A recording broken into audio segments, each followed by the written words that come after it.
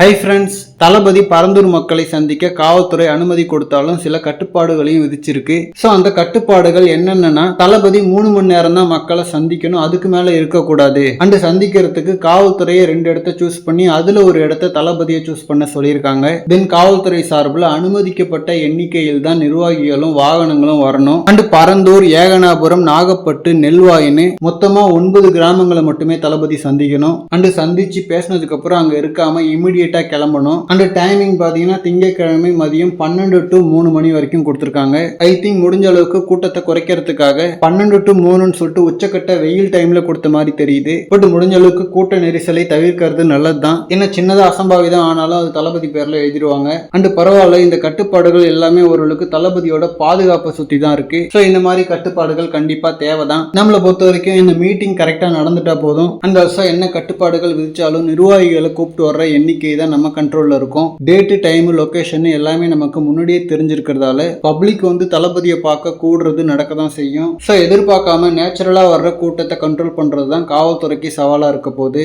Okay friends, இந்த ஒரு சந்திப்பு நல்லபடியா நடக்கணும்னு சொல்லிட்டு விஷ் பண்ணிக்கலாம். ஆனால் இந்த மாதிரி தளபதி பார்த்தீங்கன்னா ஹாட்டான அப்டேட்ஸ்க்கு நம்ம விஜய் ஃபோர்ட் சேனலை சப்ஸ்கிரைப் பண்ணுங்க. தேங்க்யூ.